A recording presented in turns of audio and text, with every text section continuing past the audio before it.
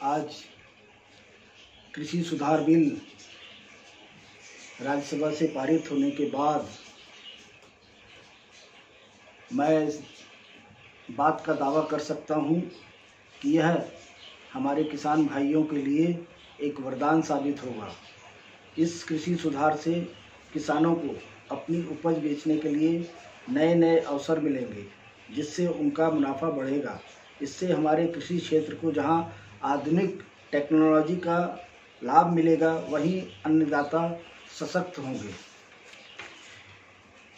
मोदी सरकार द्वारा किसानों की हालत सुधारने के लिए 3 अध्यादेश लाए गए, जिसमें निम्नलिखित सुधार किए गए।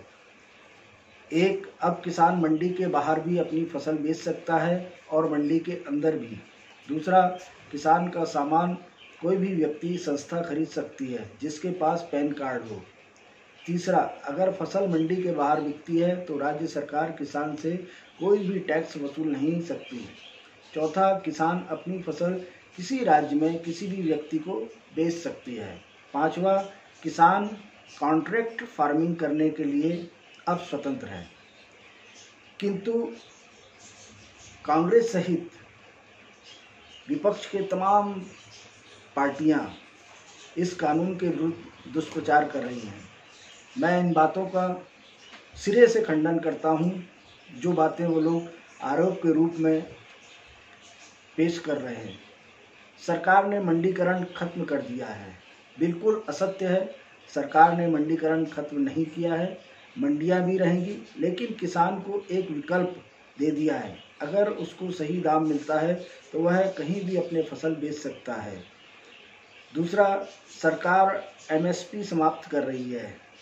मंडीकरण अलग चीज़ है, एमएसपी न्यूनतम समर्थन मूल्य अलग चीज़ है। सारी फसलें, सब्जी, फल मंडीकरण में आते हैं।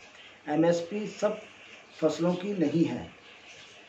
सारी फसल अंबानी खरीद लेगा, वह तो अब भी खरीद सकता है, आड़तियों को बीच में डालकर।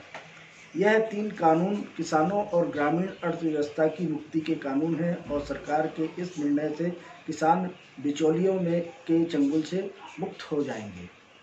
आज बिल के पेश करते समय यह बात भी सामने आई कि 2019 के घोषणा पत्र में कांग्रेस ने इसी प्रकार की बातें अपने घोषणा पत्र में किसानों को देने की कही थी।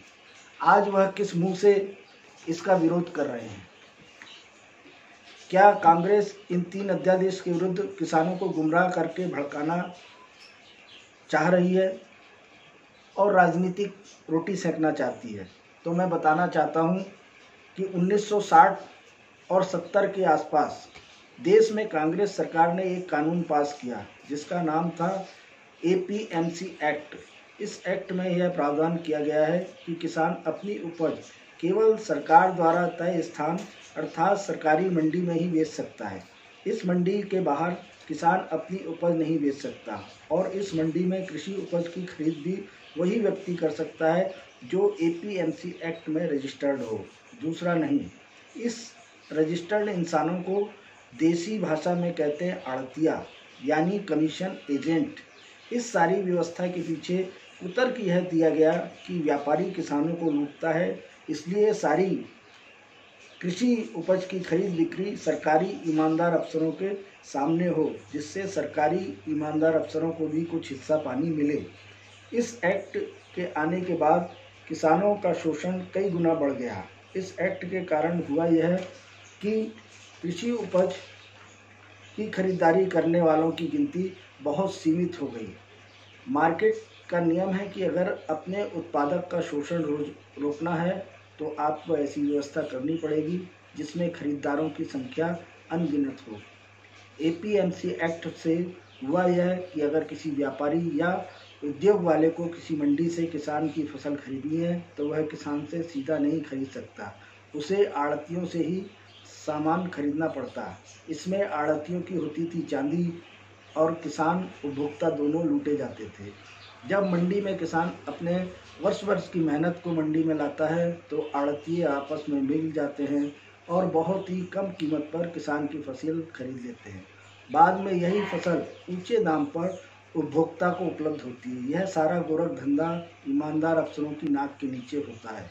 एक टुकड़ा मंडी बोर्ड के अफसरों को डाल दिया जाता है।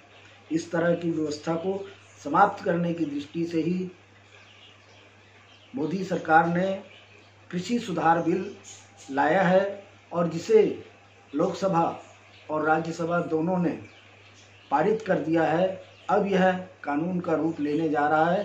निश्चित तौर से इस कानून के माध्यम से हमारे अन्नदाता भाइयों का आय बढ़ेगी और कृषि कार्यों में जो एक लंबे समय से देखा जा रहा था कि लोगों की इच्छा शक्ति खत्म हो रही थी इस कार्य को करने के प्रति, वह इच्छा शक्ति पुनः जागृत होगी और लोग कृषि कार्यों की ओर आगे बढ़ेंगे, अग्रसर होंगे और कृषि को एक उद्योग का दर्जा मिलेगा, ऐसा मेरा मानना है।